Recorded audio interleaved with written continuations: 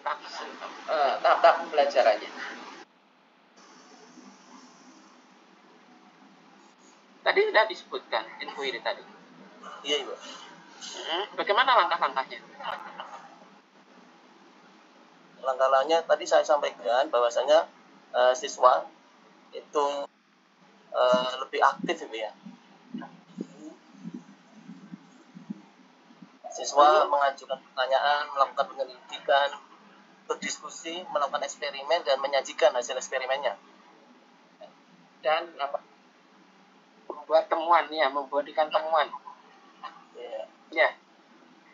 Iya, Bu. Ada yang lain? Silakan, hasilnya diturunkan, Pak Wahyu. Silakan, siapa yang raisen ini? Ya, raisen biar kelihatan saya siapa? Pak Intan. Oh, Pak Sabuddin. Pak Intan dulu. Silakan. Mengenai perbedaan dari metode ceram, ekspositori dan inquiry. Kalau metode ceramah itu sebagai pembelajaran.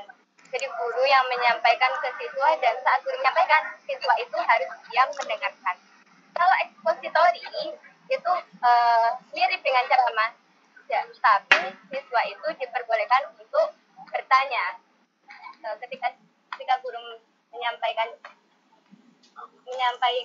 pembelajaran itu, ya, menyampaikan materi itu, siswa boleh bertanya. Sehingga ekspositori itu siswa diharapkan lebih aktif daripada yang di metode ceramah. Sedangkan kalau yang metode inquiry, bedakannya dengan metode penemuan. Kalau penemuan itu kan siswa cuma kalau di metode, ya, saya sedang mengajar.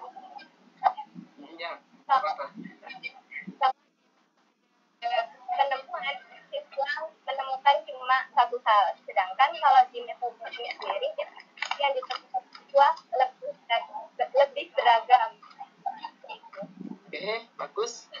Ya, sebentar saya tanggapi dulu respon dari Mbak Intan ya. Jadi benar, bedanya ceramah, ekspositori dan inquiry. Pada sebenarnya ekspositori maupun ceramah itu kan model konvensional banget ya. Nah, misalnya nanti kalian akan membuat penelitian eksperimen, ya, nah dibandingkan misalnya pembelajaran berbasis masalah, kemudian dibandingkan dengan pembelajaran metode ceramah, jangan. Ya, pura-puranya aja.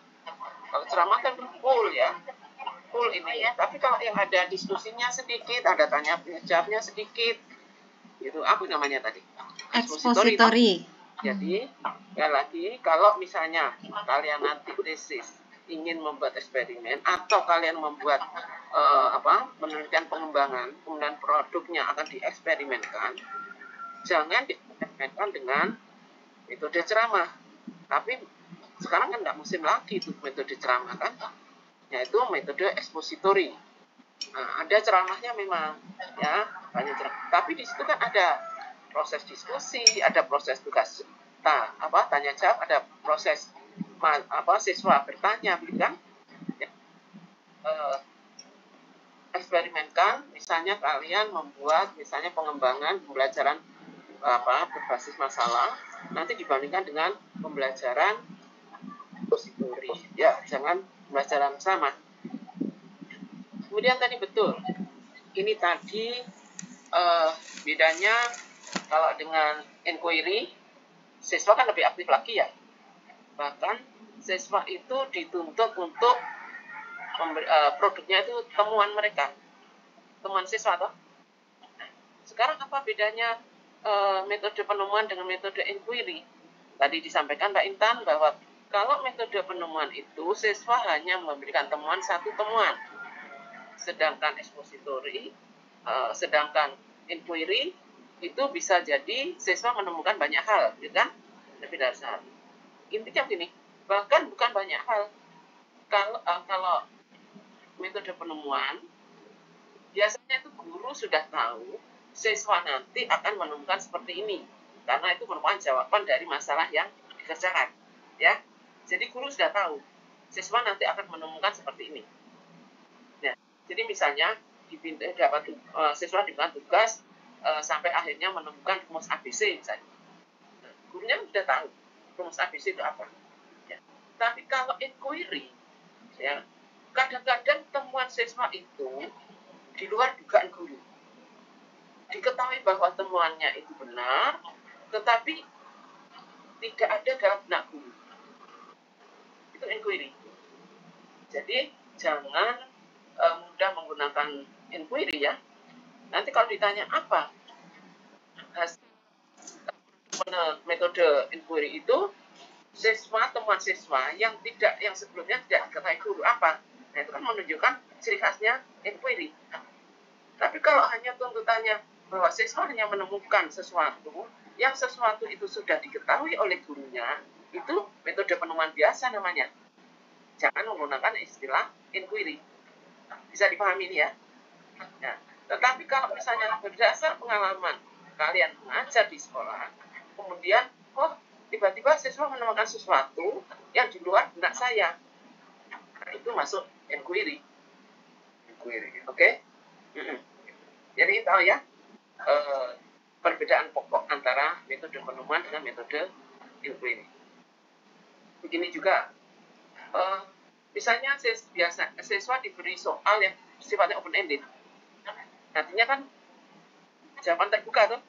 Nah, ini yang memungkinkan siswa memberikan jawaban atau temuan yang terdiri dari banyak hal. Nah, ini boleh menggunakan metode pembelajaran inquiry, ya, dengan berbasis open-ended misalnya.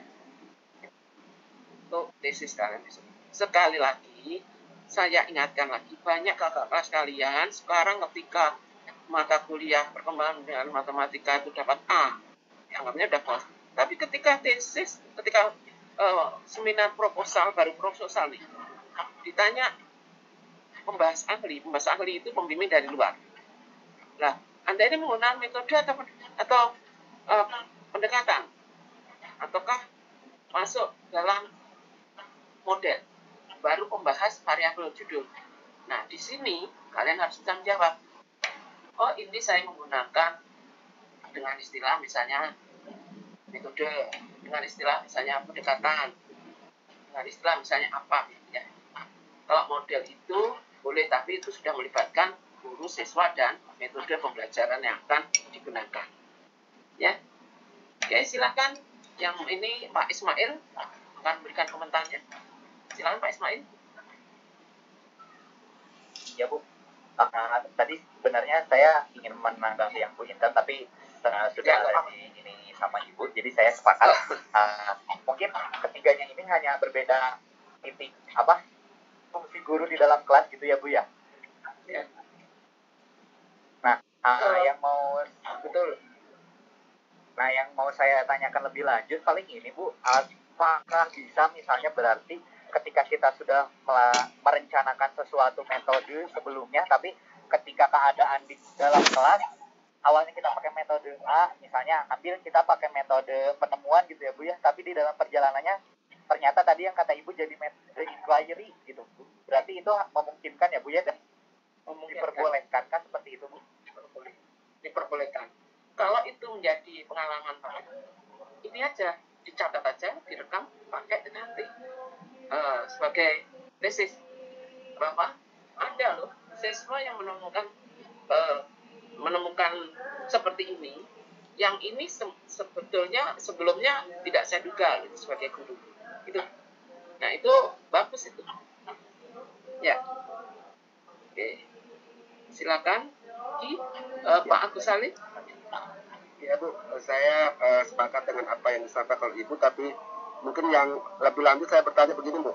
Ketika kita menggunakan metode penemuan, tadi disampaikan bahwa guru terlebih dahulu mengetahui Bu.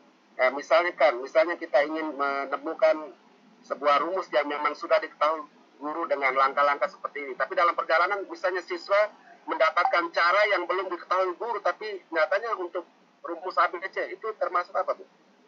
Ya itu inquiry. Dan nyata siswa bisa memilih dengan cara lain, padahal akhirnya temuan pada ujungnya, pada akhirnya temuannya sama. Ya, tapi langkah-langkah ternyata dia pakai caranya sendiri. Ya, dan ingat tidak melanggar apa?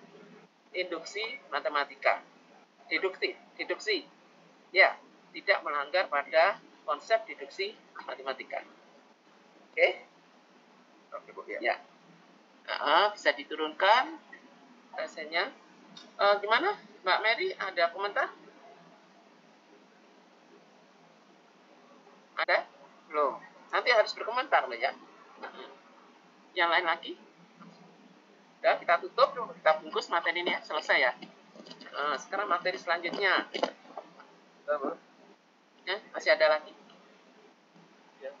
Nah, suara saya terdengar Bisa? Ya. Silakan. berisik ya Bu ya. Uh-uh. Ya ini mohon maaf mau bertanya sih Bu. Untuk discovery learning itu termasuk dalam model atau metode Bu? Discovery itu. Discovery itu mana? Ada yang ini memberikan komentar? Apa yang dimaksud dengan discovery learning? Pembelajaran apa? Kalau saya metode. Kalau saya bukan Metode. metode. Metode gimana? Kenapa alasannya begini. Ya. Itu discovery kan sebenarnya hampir sama dengan masuk di inquiry. Sebenarnya dia mirip-mirip dengan inquiry sebenarnya Bu. Kalau discovery ini. Iya. Jadi hampir sama langkah-langkah kerjanya, langkah-langkah pembelajarannya dalam inquiry. Ini dan discovery ya. Iya. Tetapi itu lebih tepat untuk mata pelajaran apa dan mata yang sifatnya apa. Itu jadi ada juga karena ada beberapa metode pembelajaran yang karakteristiknya itu lebih tepat untuk eksak gitu kan, yang lebih tepat untuk sosial gitu kan. Ya. Iya. Pak Fikri Muhammad Fikri mau memberikan komentar lagi? Ya, sedikit Bu menanggapi tentang discovery learning. Ya. Ya, silakan. Ya, silakan. jadi selama ini Bu yang discovery learning ini merupakan salah satu pendekatan yang muncul ketika kurikulum 2013 Bu. Jadi selain pendekatan saintifik, ada juga pendekatan discovery learning dan problem based learning. Project juga ada masuk. Nah, jadi memang selama ini sebagai guru kita selalu dihadapkan dengan pendekatan, model, kemudian metode dan strategi.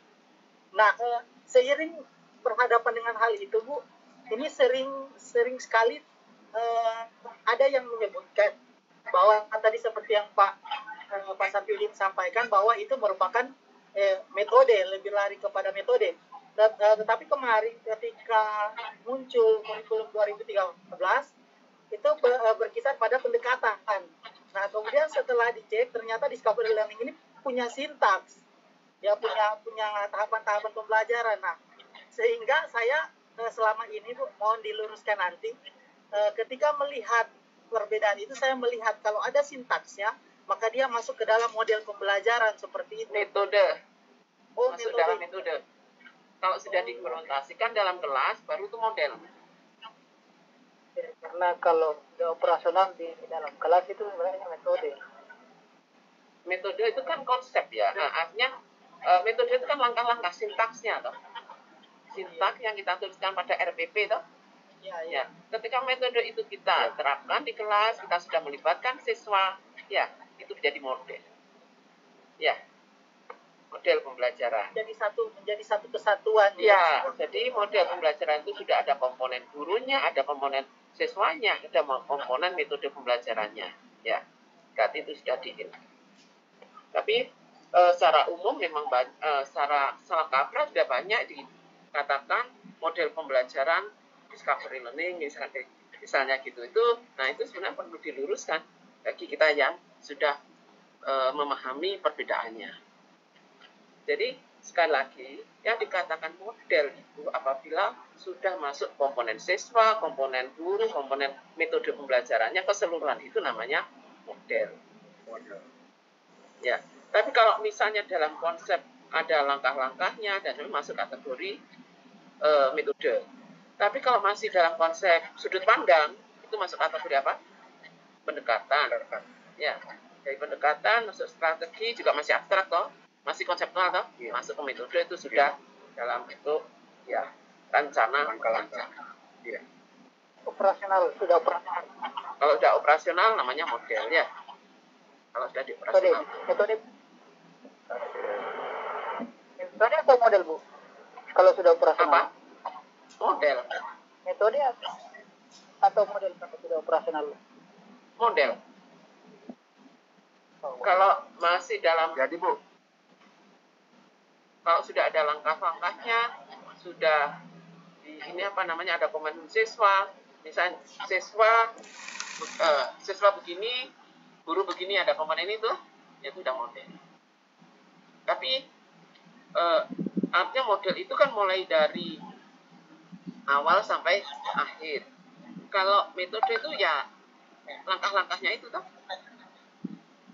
Ya, bisa dipahami? Dari mulai pendahuluan, langkah-langkah, kemudian penutup, itu namanya model pembelajarannya bagaimana. Tapi metodenya, sintaksnya itu apa?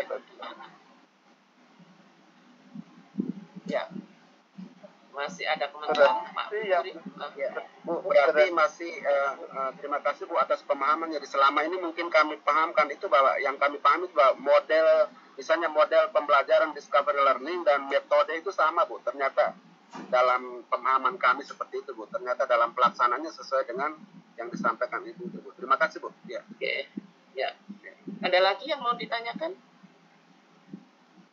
Gimana Mbak Mary? Sudah siap belum? Halo, Bu. Ya, siapa?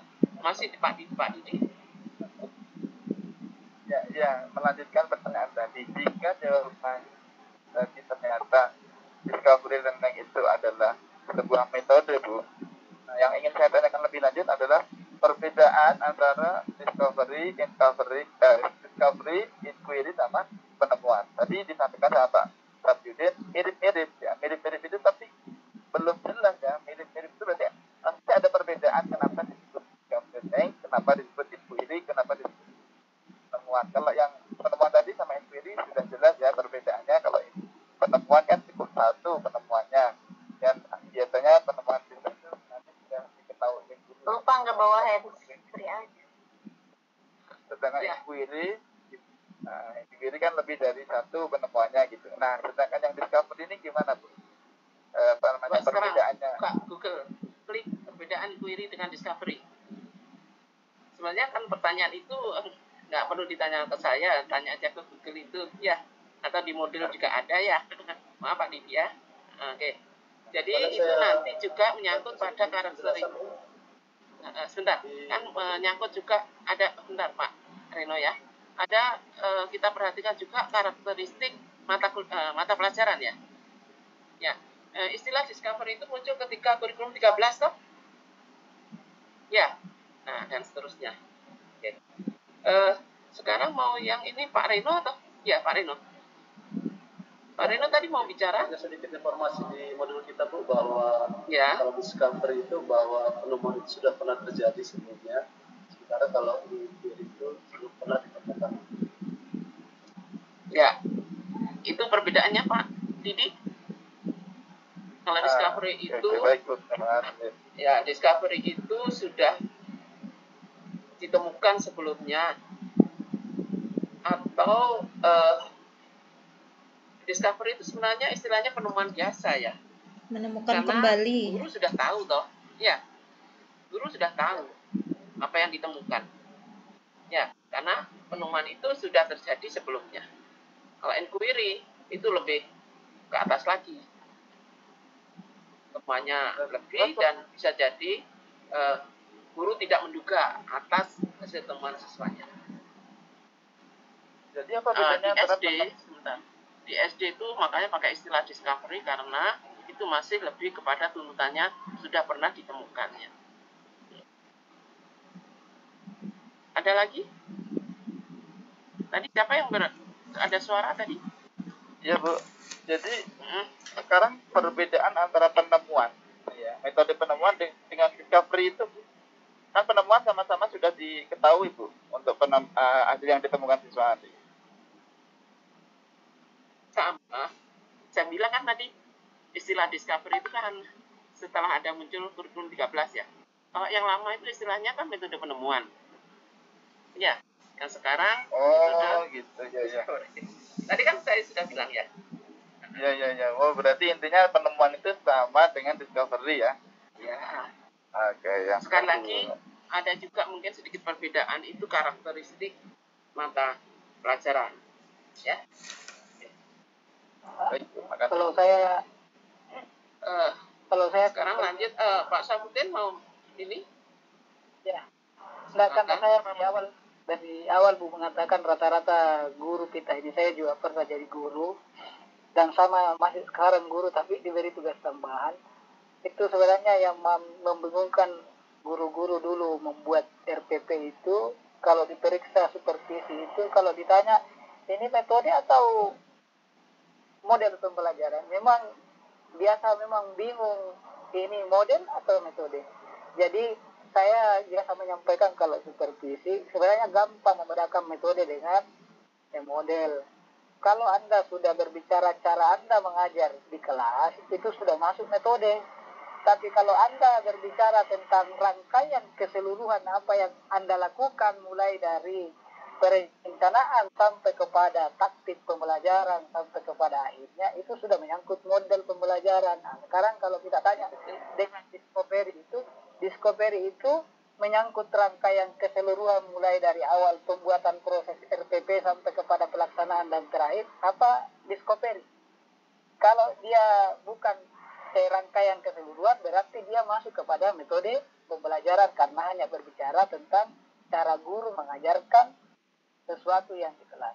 Nah, itu kalau saya biasa sampaikan supaya mereka sudah betul itu. Ini ya, pengawas ya Pak Safuddin. Saya kepala sekolah Bu, saya juga lulus pengawas Bu. Oh, sip. Ya, berarti sudah setelah masuk S2 UT sudah punya bekal ya. Sudah berani membetulkan. Saya juga kebetulan sekolah penggerak sekarang angkatan ketiga. Oh, sip. Semakin kaya pengetahuannya ya. Berarti bisa ditularkan ke teman-temannya dari hasil pendidikan guru penggerak itu. Oke. Aja sebelum kita teruskan, nampaknya materi berikutnya adalah demonstrasi. Siapa yang ingin menyampaikan? Ayo Mbak Mary, siap-siap, silakan Mbak Mary.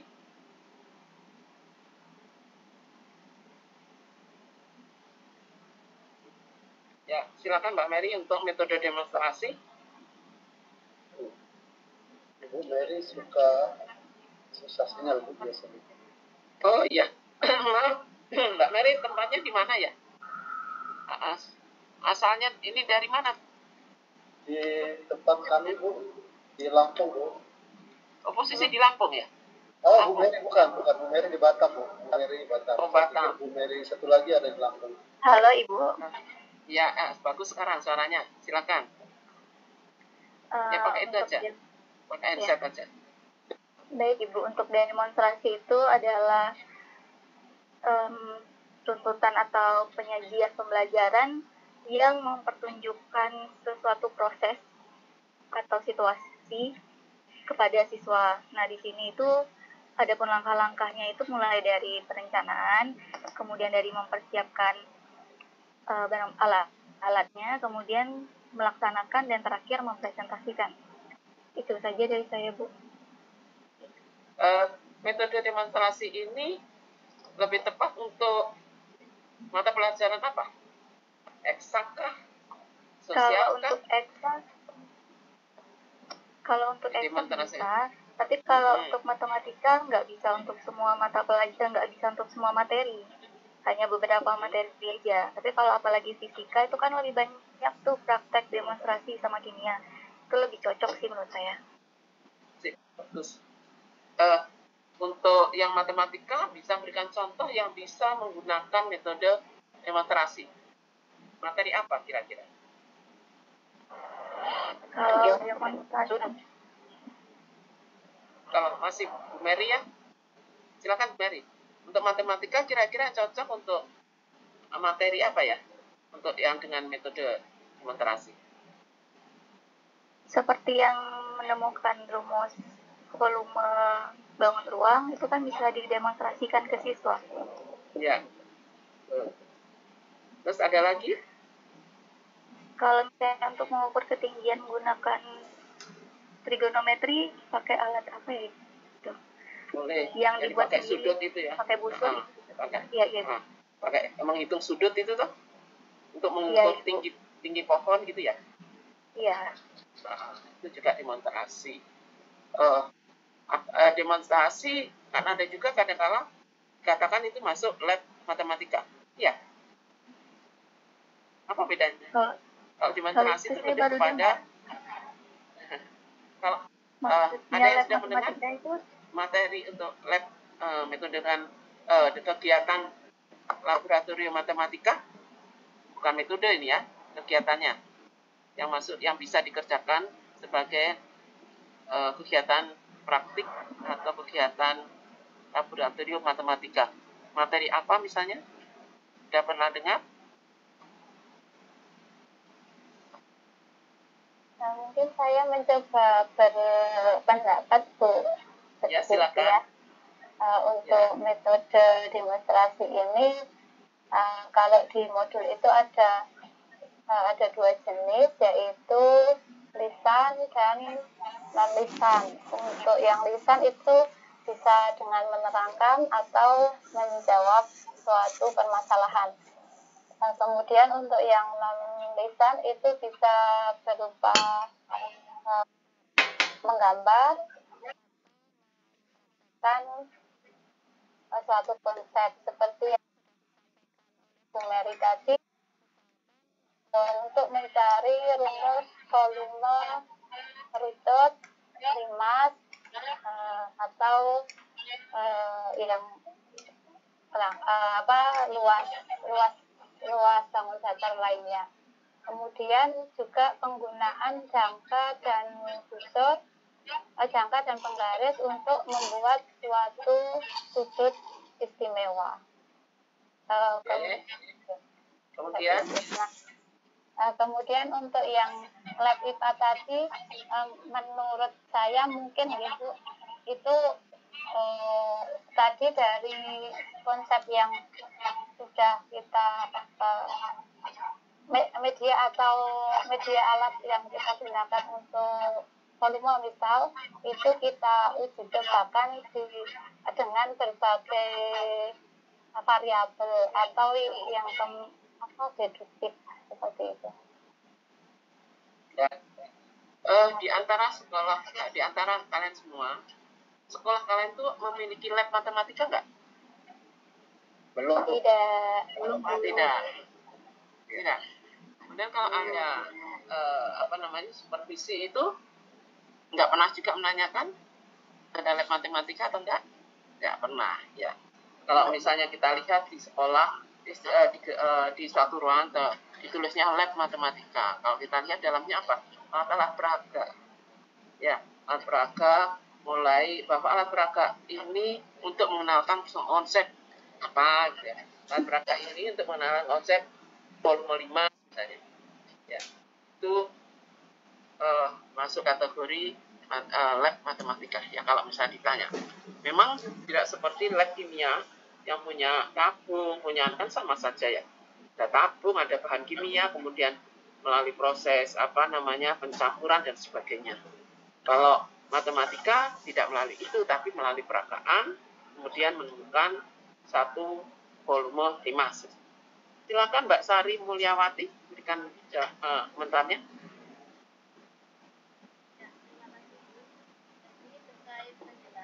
Dari Bu Nurmiati mengenai demonstrasi dan praktik.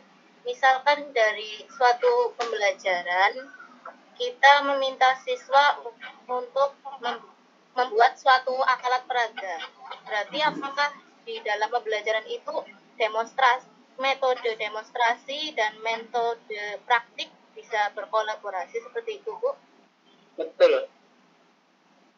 Ya, jadi Kalau praktik itu kan melakukan sesuatu, ya melakukan sesuatu dari konsep yang sudah dibuat. Ya, jadi misalnya ingin membuat alat peraga bus gitu kan. Ya, konsepnya apa? Bujur sangkar yang disusun itu ya. Nah, ketika melakukan penggandengan penggabungan itu, ya udah praktik itu kan. Ya. Tapi untuk itu setelah diperagakan menjadi demonstrasi konsep bus gitu ya. Sudah bisa dibayangkan ya. Oke. Ada lagi yang ingin memberikan komentar? Saya pun dulu. Ya, silakan. Saya tertarik tadi dengan istilah lab matematika ya. Menarik juga ini, kebetulan di tempat saya ini kami ada 3 orang guru matematika di SMA Penabur.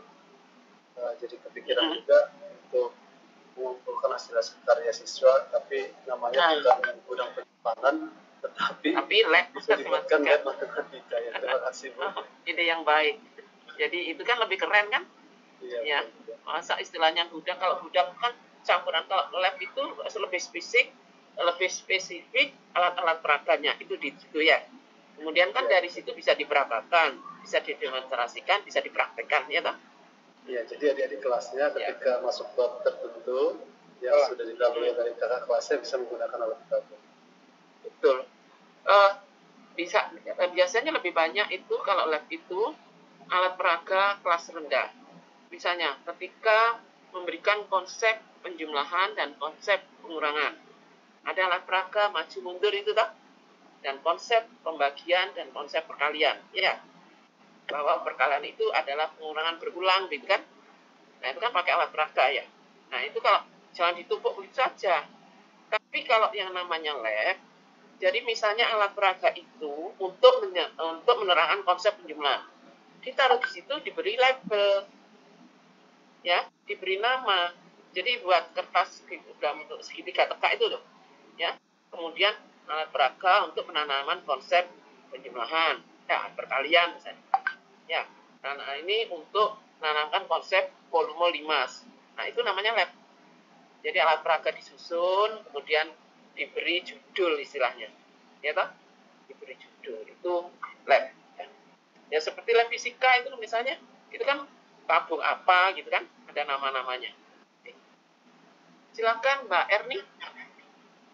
Ya, Ibu. Terdengar nggak, Bu? Bagus suaranya. Mas Rino kalau sudah bisa diturunkan ya rasanya bisa diturunkan. Oke.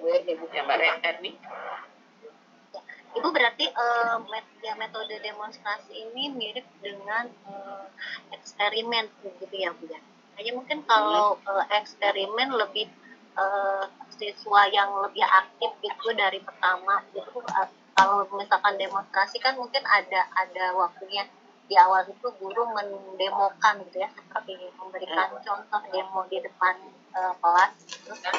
Atau seperti apa itu kalau perbedaannya antara demonstrasi dengan kontekstual. Dengan kontekstual? Maaf, dengan eksperimen. Kalau eksperimen itu kan dieksperimenkan kemudian menghasilkan sesuatu ya, menghasilkan temuan. Ya. Kalau demonstrasi itu konsep yang akan sudah dijelaskan gitu kan. Jadi menguatkan konsep aja gitu ya. Iya. Oke. Ada lagi? Saya Bu. Ya, silakan. Mbak Erni rasanya diturunkan. Saya Bu ya. Kita Pak. Kegiatan saya juga tertarik dengan yang namanya lab matematika tadi Bu. Misalnya ketika kita pada materi tentang statistik Bu di SMP, di siswa kita menyuruh mereka untuk misalnya menghitung lajunya kendaraan yang lewat di sekitar madrasah begitu Bu atau sekolah begitu. Setelah itu mereka buat rangkuman terus mereka presentasikan. Itu apa juga termasuk demonstrasi rangkaiannya Bu? Demonstrasi boleh. penemuan boleh, ya kan? Kemudian laporan boleh, karena itu dia kan melakukan pengamatan, melakukan pencatatan, identifikasi, melakukan analisis ya. Kemudian mendemonstrasi atau mendeskripsikan, itu pendekatan saintifik itu sudah ya. Oke. Ya, siapa ya? Saya masuk ini. Ya, ada kemarin beberapa semester yang kemarin waktu saya supervisi silang, Bu. Ini tentang titik kritisnya metode penemuan inquiry tadi itu, yang pertama dengan metode demonstrasi. Misalnya dia katakan begini, kalau saya mau menemukan luas, apakah luas atau luas dia katakan saya harus memilih inquiry atau demonstrasi, karena sama-sama tujuannya adalah tercapainya siswa itu adalah dia temukan kembali bahwa rumus lingkaran atau rumus dua segitiga itu seperti ini. Jadi saya jawabnya begini, kalau diluruskan Bu, kalau salah saya jawabnya begini, kalau inquiry itu sebenarnya dia siswa itu sebenarnya dilatih untuk terampil kepada konsep. Tapi kalau dia metode apa tadi itu istilahnya tadi yang terakhir ini, metode demonstrasi, ya dia lebih kepada keterampilan siswa, bukan hanya di konsep tapi keterampilan yang sudah holistik sebenarnya. Kalau di penemuan tadi itu yang inquiry, dia lebih condong beratnya kepada keterampilan siswa dalam menggunakan konsep. Tapi kalau demonstrasi sudah holistik, dia harus terampil konsepnya, terampil juga memanipulasi alat-alat yang ada seperti itu. Jadi karena dia tanya begitu, Bu, mana yang lebih bagus? Saya pakai inquiry atau saya sampaikan, tergantung kita apa tujuan pembelajaran kita. Ini anak mau diterampilkan kepada konsep atau diterampilkan holistik. Bukan cuma ada konsep saja, tetapi sudah masuk keterampilan lain yang dipunyai siswa. Seperti itu jawaban saya, Bu. Ya, sudah tepat kok, sudah betul. Sekali lagi nanti juga dilihat materinya kan ya. Ya, tadi kalau dilihat materinya, karakteristik materi tersebut ya. Itu sudah benar kok Pak Sebutin. Ya. Ada lagi? Siapa ya? Bu Nur Miati belum pernah berkomentar. Silakan Bu Nur Miati.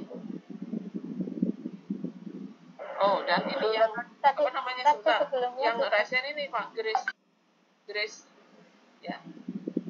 Mana Grace? Silakan. Dan Diana. Oke, mungkin saya tangkap tadi kalau dia demonstrasi mungkin dia berharap yang menggunakan yang lebih nyata Ibu, seperti dari suatu luas daerah. Tapi kalau dulu waktu S1 ada kan pelajaran lab matematika, jadi walaupun dia nggak menggunakan saling membuat suatu luas ataupun ketinggian langsung, contohnya seperti materi statistika, berarti materi itu juga bisa dikerjakan dengan cara demonstrasi ya, dimana siswa nanti masuk ke lab komputer mencari nilai ukuran pemusatan data itu menggunakan Excel. Ya, itu artinya nanti bisa didemonstrasikan bahwa statistik itu bisa dicari dengan lebih mudah menggunakan Excel gitu kan, perhitungan statistiknya maksudnya begitu. Nah, kemudian didemonstrasikan, dimasukkan data-data dalam Excel, kemudian kita ketikkan apa yang kita inginkan, apakah ukuran pemusatan, apakah yang lain gitu ya, kemudian tinggal enter ya, didemonstrasikan. Sudah. Sekarang Mbak Diana, mana yang Mbak Diana? Mbak Kris tadi sudah. Mbak Diana, halo. Silakan. Ya, silakan. modul, ada yang cuma transfer secara perbuatan lipat, yaitu Apakah Mbak Diana kameranya nggak bisa dibuka ya?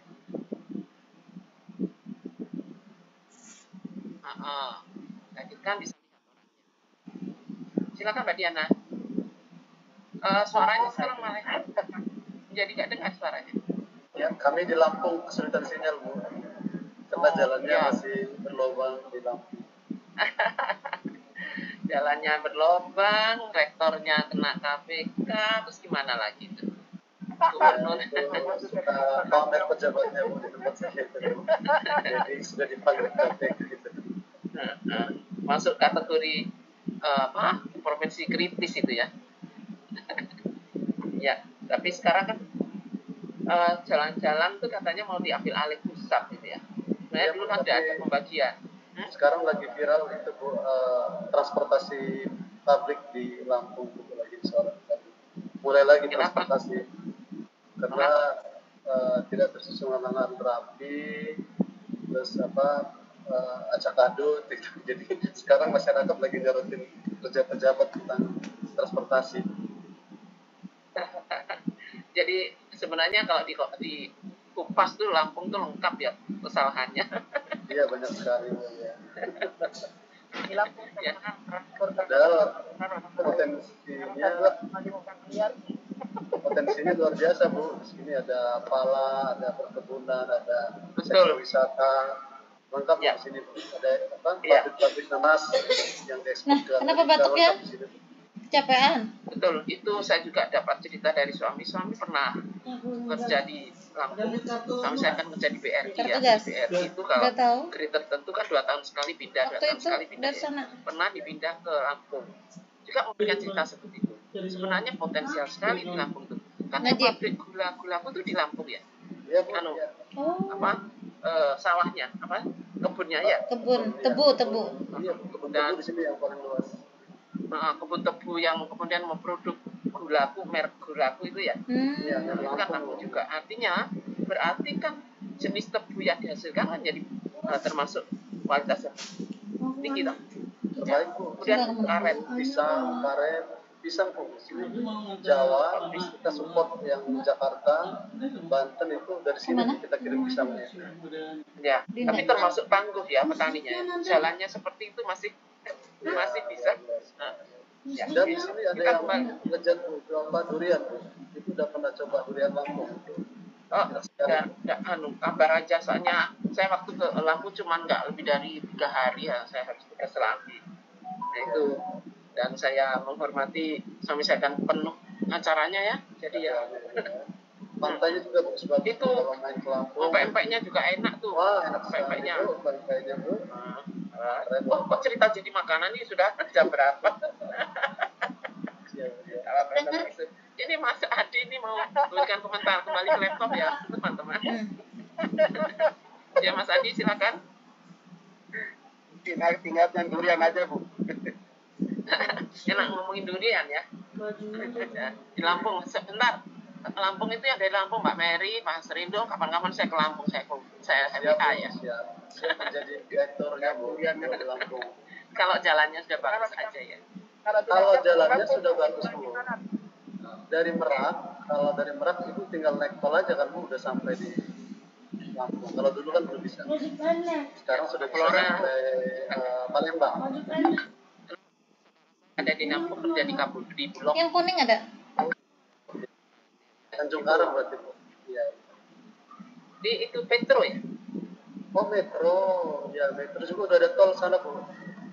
Itu yang setiap lebaran ngirimin saya empek-empek, makanya saya tahu. Ada satu paling enak yang nggak ada di kota lain, Bu, itu bakso Sony. Luar biasa, Pak Reno. Bakso Sony. ini kan ya, promo ini ya. Dari sapi yang murni, Bu. Jadi Oke. Teman-teman, gimana kalau kita atur ke Lampung semua yuk? Teman-teman, angkatan Lampung ke ini. Oke, silakan kembali ke laptop ya. Silakan Mas Andi. Suara belum bisa didengar. Apakah teman-teman dengarnya? Kalau saya nggak dengar. belum terdengar. Belum ada, Ya, Bu. kalau misalnya kameranya karena gara-gara kamera nggak apa-apa, kamera tutup, kalau suaranya dengar. Sekarang kan sudah tahu bacanya. Yang tadi dikasih kesempatan Bu Diana, Bu. Bu Diana tadi sudah. Silakan mau ya, itu kan Bu Diana sambil menunggu Pak Andi itu. Suaranya Terdengar? dengan tapi agak putus-putus ya, nggak apa-apa. Di modul itu ada namanya administrasi secara perbuatan saya itu menerangkan, menjawab, bertanya dengan kata-kata yang jelas ekonomis. Nah, ini sepertinya sama dengan ekspositori ya Bu ya? Apa saya salah menangkap? Ataukah ada bedanya dengan Ekspositori dengan apa? dengan demonstrasi secara lisan? Oh iya, demonstrasi secara lisan itu hampir sama ya dengan ekspositori. Kan ada ceramahnya, kemudian ada tanya jawabnya, ada peragaannya, gitu kan secara lisan. Iya, hampir sama. Ya betul Bu Diana. Kembali, Mas Adi sudah bisa suaranya? Mohon maaf, apakah sudah terdengar? Sudah. Oh ya, terima kasih. Begini Bu, yang mau saya tanyakan kan, misal nih kita mau menemukan konsep, misalnya barisan dan deret, itu menggunakan alat peraga, jadi guru mendemonstrasikan dulu. Nah, itu termasuk dalam metode demonstrasi atau metode inquiry, bukan nanti tujuannya juga menemukan konsep tersebut. Tujuan akhirnya itu menemukan konsepnya. Bagaimana Ibu jika demikian? Mana komentar teman? Jawabannya gimana ini? Menjelaskan materi apa Mas ini? Baris dan deret Ibu, kan ada alat peraga. Ya, menemukan rumus baris dan deret. Ya. Kemudian ada alat peraganya. Nah, kalau misalnya guru menjelaskan akan memberikan pembelajaran tentang materi baris dan deret, konsep baris dan deret, ada alat peraganya, kemudian ada peragaannya, kemudian ada langkah-langkahnya, itu termasuk metode apa itu teman-teman? Apakah inquiry ataukah demonstrasi? Pertanyaan seperti itu. Yuk. Kalau saya Siapa yang mau lebih menjawab? bagusnya Pak. Kalau saya lebih bagusnya pakai inquiry, Bu. Inquiry. Ya, tidak usah demonstrasi seperti yang begitu. Tapi ketika sebelum hasil temuan ditunjukkan, kan melalui satu langkah-langkah. Langkah-langkahnya itu didemonstrasikan di mana? Ya, itu metodenya. Kalau saya, Bu, kalau yang seperti itu, dia diajarkan untuk keterampilan yang holistik sebenarnya. Mereka hanya dituntut untuk terampil dalam menggunakan konsep-konsep sebenarnya itu. Cuma agaknya itu hanya untuk membantu percepatan pemahaman konsepnya, keterampilan konsepnya anak-anak. Ya. Jadi lebih tepat untuk materi baris dan deret menggunakan metode pembelajaran inquiry. Ya. Ya. Kalau saya tapi selama ini kan prakteknya di sekolah-sekolah menggunakan ekspositori kan? Ya. Karena memang tidak inquiry itu kan banyak makan waktu. Ya, dan gurunya biasanya nggak telaten toh, menunggu siswa sampai menemukan tuh nggak telaten ya. Kecuali kalau itu menjadi proyek atau penugasan di rumah. Ya. Karena kan hanya pembelajaran itu esensial yang diarahkan. Kalau tidak esensial, ya tidak lama-lama. Kalau esensial, guru-guru itu masuk pelajarannya itu dan materi itu, ya silakan boleh menggunakan waktu yang lama. Kalau tidak esensial yang lain, ya gunakan waktu yang tidak esensial. Silakan Mbak Erni mau nambahkan. Ya, mungkin idealnya menggunakan metode inquiry gitu ya. Nah, ketika menggunakan alat-alat peraga demonstrasi kan itu ada di sintaknya ketika sintak melakukan percobaan untuk memperoleh data. Jadi pada langkah-langkah inquiry itu kan ada juga melakukan percobaan untuk memperoleh data. Mungkin di situ kita gunakan tadi demonstrasi seperti mendemonstrasikan bagaimana sih mencari barisan atau deret dalam suatu barisan. Nanti ujung-ujungnya sih di akhirnya itu menemukan suatu konsep dari barisan. Menemukan suatu rumus ya, rumus jumlah suku keberapa ya, atau menemukan berapa suku keberapa gitu kan rumusnya. Itu ya sih idealnya ya Bu ya, walaupun memang lama tetapi akan lebih lama juga diingat oleh siswa. Retensinya terhadap anak, resistensinya ya.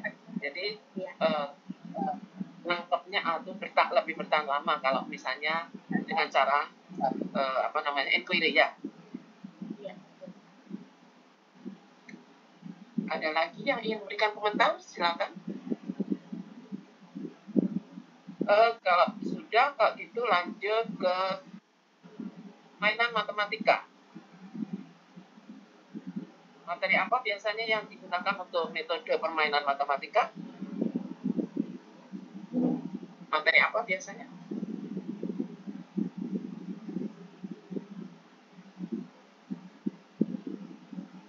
Kalau peluang bisa nggak Bu?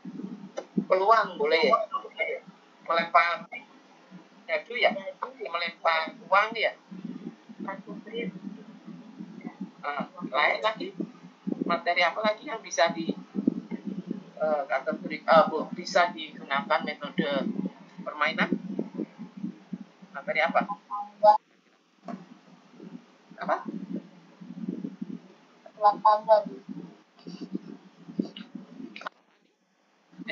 Mbak Nurmiati,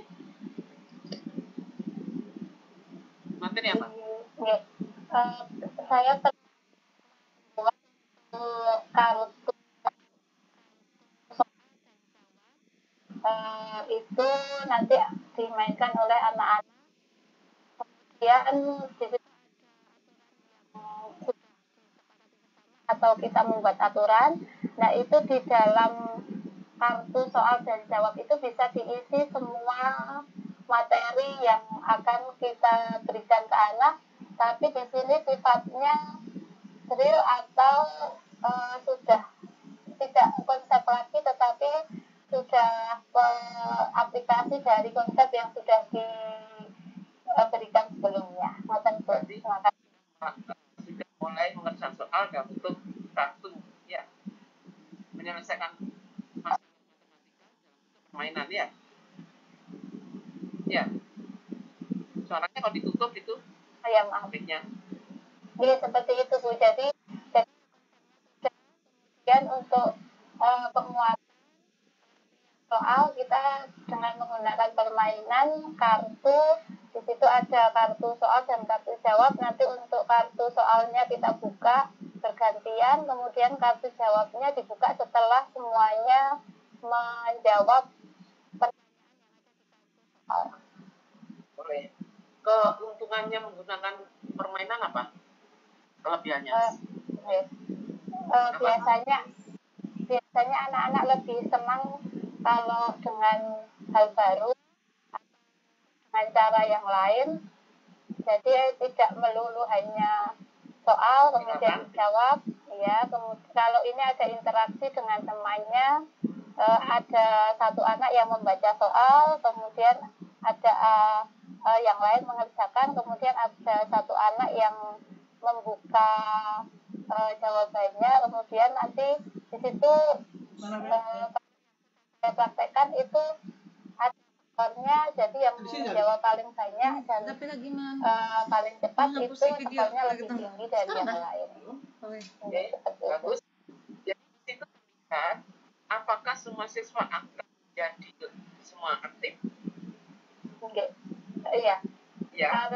Karena untuk yang membaca soal itu